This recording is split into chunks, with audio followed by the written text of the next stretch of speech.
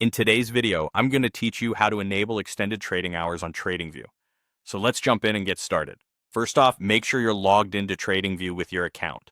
Once you're in, you'll need to open a chart for the specific stock or asset that you're interested in examining. This will be the foundation for everything we're about to do. Now direct your attention to the bottom right corner of the chart.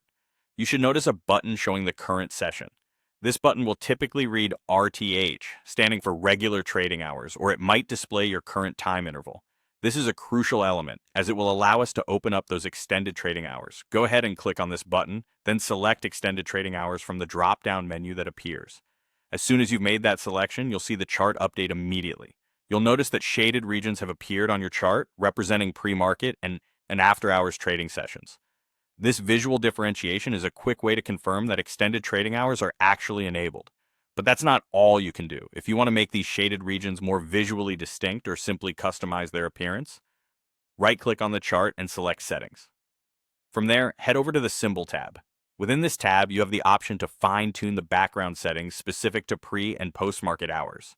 You can change the colors and adjust their opacity to fit your personal preferences or make them more aligned with your existing chart setup. It's essential to keep a few considerations in mind when dealing with extended trading hours. First, not all symbols or exchanges offer data for extended hours. You'll know this is the case if you can't find the ETH or extended trading hours button in the bottom right corner of your chart. That's an indicator that the data isn't available for the symbol you're observing. Also, it's important to note any updates you've made on the chart, particularly with the shaded areas. This is your fastest way to verify that you've successfully enabled the extended trading hours. Lastly, remember that during these non-standard hours, you might encounter lower trading volume.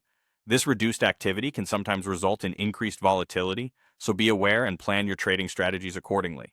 And there you have it, a step-by-step guide to enabling and customizing extended trading hours on TradingView.